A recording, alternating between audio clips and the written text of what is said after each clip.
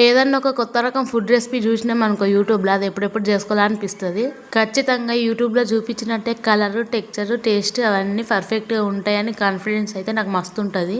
నిజం చెప్పాలంటే అవన్నీ చూడనీకే మంచిగా ఉంటుంది వీడియోల వరకు. అదే వంట నేను చేసిందనుకో ఖచ్చితంగా పెంట్ అవుతుంది. ఎందుకు ఇట్లా మాట్లాడుతున్నా అంటే నాకు వంట చేయడం అంత పర్ఫెక్ట్గా రాదు కాబట్టి.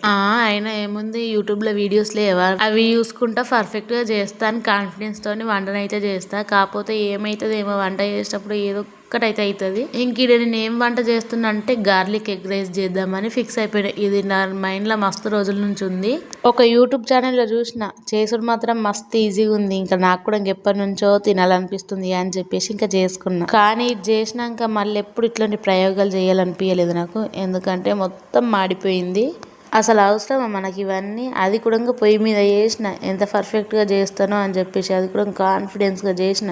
అయినా మా అమ్మ వండిన అన్నం కూర తిని సప్పిడిదాకా వండుకుంటూ అయిపోతుండే. నేను చేస్తా గార్లిక్ ఎగ్ రైస్, నేను పర్ఫెక్ట్గా చేస్తా, ముందుకు 3 సార్లు చేసిన అని చెప్పేసి ఓవర్ కాన్ఫిడెన్స్ చేసి అంతా మాడగొట్టేసి మాడిపోయిందని చెప్పేసి ఇడిస పెడతామా? కష్టపడి చేసినా కాబట్టి అందరు కడుపు నింపాల్సిందే. ఇంక కొత్తిమీర వేసి మంచిగా గార్నిష్ చేసిన, ఇంకా అందరం తింటున్నాం అన్నమాట. ఎట్లున్నా కానీ వేడి మీద కొంచెం టేస్టే వస్తుంది.